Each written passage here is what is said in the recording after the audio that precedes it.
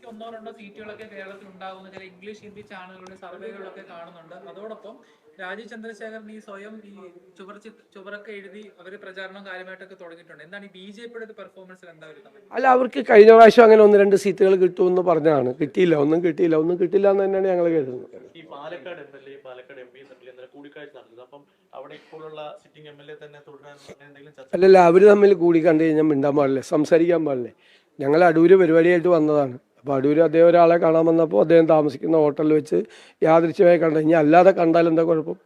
കണ്ടാൽ എന്താ ഞാൻ കണ്ടാൽ സംസാരിക്കല്ല, അതിലെന്താ തെറ്റ്? അതിലൊന്നും ഒരു വാർത്തയില്ല. പിന്നെ വേണമെങ്കിൽ ഉണ്ടാക്കാം, നിങ്ങൾക്ക് അത്രയേ ഉള്ളൂ. മൗനം സമ്മതം എന്നാണല്ലോ. അപ്പോൾ ഈ മൗനവും ഒരു അനുകൂല ഘടകമായി മാറുമെന്ന് തന്നെയാണ് പ്രതീക്ഷിക്കുന്നത്.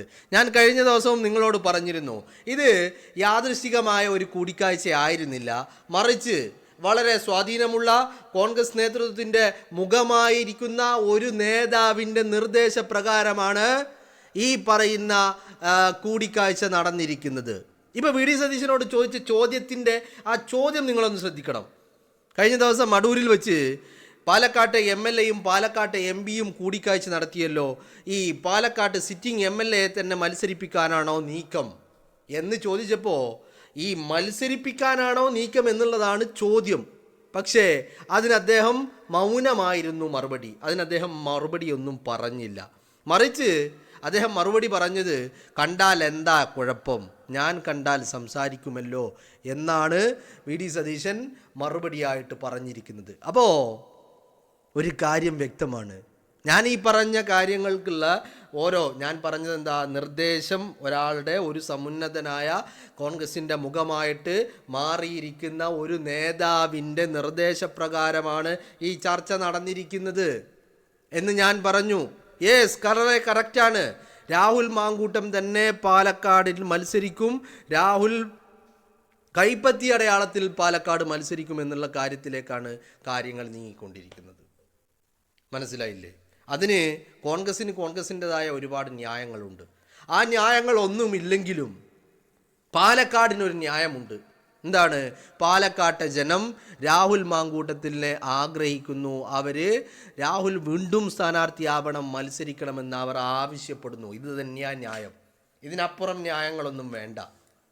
പറഞ്ഞില്ലേ, ഇതിനപ്പുറം യാതൊരു ന്യായങ്ങളും വേണ്ട. ഇത്രയേ ഉള്ളൂ ന്യായങ്ങൾ. മനസ്സിലായില്ലേ?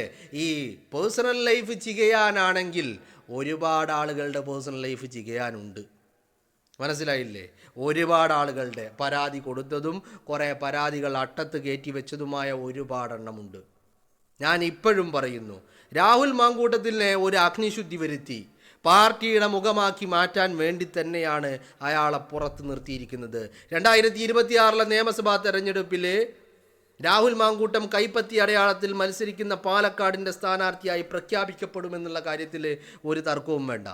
വി ഡി സതീശൻ്റെ വാക്കുകൾ പോലും അത് തന്നെയാണ് സൂചിപ്പിക്കുന്നത്. അപ്പോൾ വി ഡി സതീശനാണ് രാഹുലിനെതിരെ നടപടിയെടുത്തത് എന്നായിരുന്നല്ലോ വലിയ ഒരു പ്രശ്നം. വി ഡി സതീശൻ രാഹുലിനെ പുറത്താക്കി, വി ഡി സതീശൻ്റെ നിലപാടാണ് പ്രശ്നം എന്നൊക്കെയായിരുന്നല്ലോ പ്രശ്നം. പക്ഷേ വി ഡി സതീശൻ്റെ നിലപാടുകൾ ശരി തന്നെയാണ്. വി ഡി സതീശൻ ചെയ്തതിനൊക്കെ വളരെ കൃത്യമായ കാര്യങ്ങളുണ്ട്. അത് മറ്റൊന്നുമല്ല, ചില അഗ്നിശുദ്ധികൾ ആവശ്യമുണ്ട്. അത് വരുത്തിയിട്ട് അയാളെ തിരിച്ച് പാർട്ടിയുടെ മുഖമാക്കാൻ തന്നെയാണ് തീരുമാനമെന്നുള്ളതാണ്. അത് തന്നെയാണ് ഇപ്പം മനസ്സിലാക്കുന്നത്. അത് തന്നെയാണ് വി ഡി സതീശൻ്റെ വാക്കുകളും. ഞാൻ കണ്ടാൽ സംസാരിക്കുമല്ലോ, എന്താ കുഴപ്പം? അവിചാരിതമായിട്ടാണെങ്കിലും അല്ല, തീരുമാനിച്ചുറപ്പിച്ചിട്ടാണെങ്കിലും കൂടിക്കാഴ്ച നടത്തിയാൽ എന്താണ് കുഴപ്പം? സംസാരിച്ചാൽ എന്താണ് കുഴപ്പം? ആ ചോദ്യത്തിൽ തന്നെയുണ്ട് എല്ലാത്തിനുമുള്ള മറുപടി, അല്ലേ?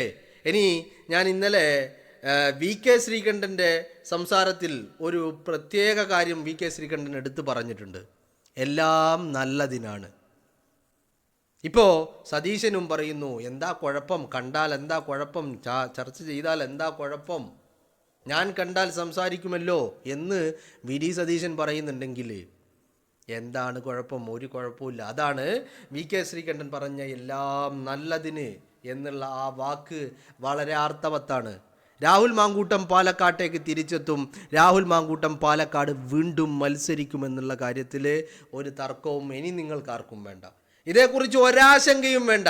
ഞാൻ പറയുന്നു, രാഹുൽ മാങ്കൂട്ടത്തിനെ പുറത്തു നിർത്താൻ തീരുമാനമെടുത്തത് വി ഡി സതീശനാണെങ്കിൽ ആ വി ഡി സതീശൻ തന്നെ രാഹുൽ മാങ്കൂട്ടത്തിനെ പാലക്കാടിൻ്റെ സ്ഥാനാർത്ഥിയാക്കുവാനുള്ള തീരുമാനവും വി ഡി സതീശൻ തന്നെ കൈക്കൊള്ളുമെന്നുള്ള കാര്യത്തിൽ ഒരു തർക്കവും ഒരാൾക്കും വേണ്ട എന്നുള്ളതാണ്.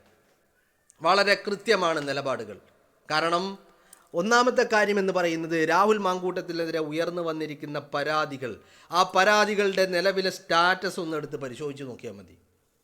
ആ പരാതികളുടെ നിലവിലെ സ്റ്റാറ്റസ് ഒന്ന് എടുത്ത് പരിശോധിച്ച് നോക്കിയാൽ മതി. കോടതികളിൽ എങ്ങനെയാണ് ആ പരാതികൾ നിലനിൽക്കുന്നുണ്ടോ ഇല്ലയോ, അതിന് നിയമസാധുതയുണ്ടോ ഇല്ലയോ. മാത്രമല്ല, ഈ 3 പരാതികളിലും വിചാരണ പോലും നടക്കുന്നതിന് മുമ്പ് രാഹുൽ മാങ്കൂട്ടത്തിൻ്റെ ജാമ്യാപേക്ഷ പരിഗണിക്കുന്ന ഘട്ടത്തിൽ പോലും കോടതി നടത്തിയിരിക്കുന്ന പരാമർശങ്ങളും കോടതിയുടെ നിരീക്ഷണങ്ങളും എന്താണ് എന്നുള്ളത് നമ്മൾ വളരെ സൂക്ഷ്മം പരിശോധിക്കേണ്ടതാണ്. അത് തന്നെയാണ് ഇപ്പോൾ ഇത്തരത്തിൽ ചില കൂടിക്കാഴ്ചകളും പല സജീവമാകുന്ന ചർച്ചകളും നമുക്ക് കാണാൻ സാധിക്കുന്നത്. അപ്പം ഞാൻ പറഞ്ഞു വരുന്നത്, രാഹുൽ മാങ്കൂട്ടത്തിൽ പാലക്കാട് സ്ഥാനാർത്ഥിയാകും എന്നുള്ളത് തന്നെയാണ്. മനസ്സിലായില്ലേ? രാഹുലിനെ അല്ലെങ്കിലും അങ്ങനെ മാറ്റി നിർത്തപ്പെടേണ്ട വ്യക്തിയല്ല. പിഴവുകൾ പറ്റിയിട്ടുണ്ടെങ്കിൽ അത് തിരുത്തിയിട്ട് കൈ പിടിച്ച് ഉയർത്തി കൊണ്ടുവരണം അയാളെ. പിഴവ് പറ്റിയിട്ടുണ്ട്, അത് ഏത് രീതിയിൽ? ഈ രാജ്യത്തിൻ്റെ നിയമത്തിനെതിരായിട്ട് എന്തെങ്കിലും ചെയ്തിട്ടുണ്ടോ? ഒന്നും ചെയ്തിട്ടില്ല. പിന്നെ എന്താണ് അയാൾക്ക് പറ്റിയ പിഴവ്? അയാൾക്ക് ധാർമ്മികമായ ചില പാകപ്പിഴവുകൾ ഉണ്ടായിട്ടുണ്ട് എന്നുള്ളതാണ്. ധാർമ്മികമായിട്ടുള്ള പാകപ്പിഴവുകൾ ഉണ്ടായിട്ടുണ്ട്.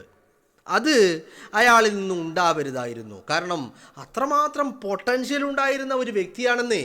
അത്രമാത്രം പോരാട്ട വീര്യവും നാക്കിൻ്റെ മൂർച്ചയും ശത്രുക്കൾ പോലും ആവോളം വേണ്ടുവോളം അനുഭവിച്ചിട്ടുണ്ട് അയാളുടെ നാക്കിൻ്റെ മൂർച്ച, അല്ലേ?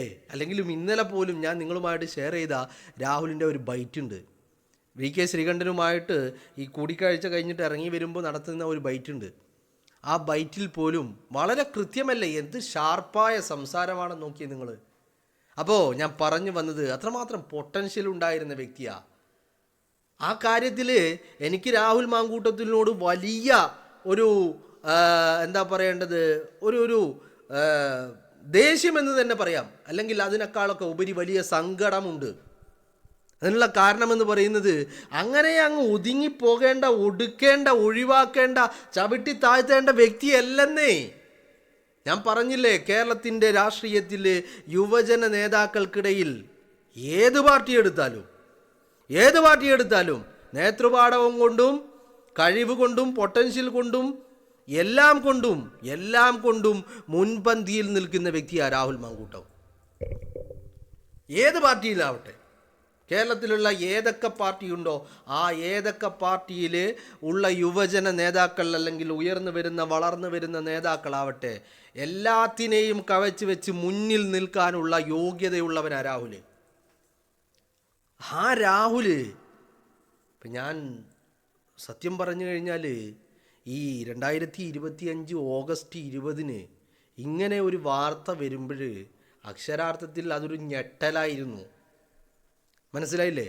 അതൊരു ഞെട്ടൽ മാത്രമായിരുന്നില്ല, ഇവനിതെങ്ങനെ ഇതിന് പോയി തലവെച്ച് എന്നുള്ള ഒരു വലിയ ആശങ്കയായിരുന്നു മനസ്സിൽ. മനസ്സിലായില്ലേ? ഞാനത് കഴിഞ്ഞിട്ട് ഒരു 2 ദിവസം കാത്തിരുന്നിട്ടാണ് ഈ കാര്യങ്ങളെക്കുറിച്ച് വ്യക്തമായി മനസ്സിലാക്കിയതിന് ശേഷമാണ് ഞാൻ സംസാരിക്കാൻ തുടങ്ങിയത്. കാരണം വല്ലാത്തൊരു ഞെട്ടലായിരുന്നു. അങ്ങനെ അങ്ങ് തകർക്കപ്പെടേണ്ട വ്യക്തിയല്ലെന്നേ. എല്ലാ കഴിവുകളും ജനങ്ങളുടെ മനസ്സിൽ കയറാനും ജനങ്ങൾക്ക് വേണ്ടി പ്രവർത്തിക്കുവാനും അവരുടെ സ്വീകാര്യത ഏറ്റുവാങ്ങുവാനും കഴിവുള്ള വ്യക്തിയായിരുന്നു.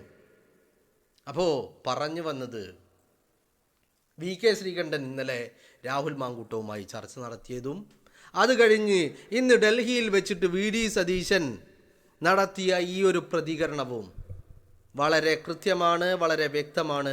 രാഹുൽ മാങ്കൂട്ടം പാലക്കാട് മത്സരിക്കുമെന്നുള്ള കാര്യം. ഇപ്പോൾ ഇത്രയും ദിവസം ഒരു ത്രിശങ്കുവിലായിരുന്നു രാഹുലിൻ്റെ സ്ഥാനാർത്ഥിത്വം. എന്നാൽ ഇപ്പോൾ അത് ഒരു 99% എന്നുള്ള ഒരു റേഷ്യോയിലേക്ക് കാര്യങ്ങൾ മാറി മറിഞ്ഞിരിക്കുന്നു എന്നുള്ളതാണ്. ഇനി മണിക്കൂറുകൾ പിന്നിടും തോറും ആ 99:1 എന്നുള്ളത് 100:0 എന്നുള്ള ഒരു ലെവലിലേക്ക് എന്ന് പറഞ്ഞാൽ എല്ലാം കൊണ്ടും നമുക്ക് ഉറപ്പിക്കാൻ പറ്റുന്ന ഒരു ഘട്ടത്തിലേക്ക് കാര്യങ്ങൾ മാറി മറിയുമെന്നുള്ളതാണ്. മനസ്സിലായില്ലേ? അപ്പോൾ രാഹുലിനെ ഇനി അയാൾ മത്സരിച്ചോ ഇല്ലയോ അത് രണ്ടാമത്തെ വിഷയം. ഞാൻ പറയുന്നത് കോൺഗ്രസ്സുകാരൻ രാഹുലിനെ കണ്ടാൽ സംസാരിക്കണം, സൗഹൃദം പുതുക്കണം, ഹസ്തദാനം ചെയ്യണം, ചായ കുടിക്കണം, ബിരിയാണി ഉണ്ടെങ്കിൽ അത് കഴിക്കണം എന്ന് തന്നെയാണ് ഞാൻ പറയുന്നത്. കാരണം അങ്ങനെ ഒരു ആരോപണത്തിൻ്റെ പേരിൽ ഏതെങ്കിലും ഒരു 1, 2, 3 ഇനി 10,000 പരാതി ഉണ്ടായാലും ആ പരാതികൾക്ക് അടിസ്ഥാനമാക്കിയിട്ട് അയാളെ അങ്ങനെ മാറ്റി നിർത്തുകയോ തൊട്ടുകൂടായ്മയോ തീണ്ടിക്കൂടായ്മയോ ഒന്നും കൽപ്പിക്കേണ്ട വ്യക്തിയല്ല, ഊര് വിലക്ക് കൽപ്പിക്കേണ്ട വ്യക്തിയല്ല രാഹുൽ മാങ്കൂട്ടം. മനസ്സിലായില്ലേ? ഇനി അവിചാരിതമായിട്ടാണെങ്കിലും ശരി, പ്ലാൻ ചെയ്തിട്ടാണെങ്കിലും ശരി, കോൺഗ്രസ് നേതാക്കൾ രാഹുൽ മാങ്കൂട്ടത്തിനെ കാണണം, സംസാരിക്കണം, കാര്യങ്ങൾ ചർച്ച ചെയ്യണം, അയാളെ തിരിച്ചു കൊണ്ടുവരണം എന്നുള്ളത് തന്നെയാണ് എൻ്റെ അഭിപ്രായം. അത് നടക്കും, അത് സംഭവിക്കുമെന്ന് ഞാനിപ്പോൾ 100% ഉറപ്പിച്ച് പറയുകയാണ്. നിങ്ങൾ എഴുതി വെച്ചോ, അല്ലെങ്കിൽ എൻ്റെ വീഡിയോ നിങ്ങൾ സേവ് ചെയ്ത് വെച്ചോ, നിങ്ങൾ ഡൗൺലോഡ് ചെയ്ത് വെച്ചോ.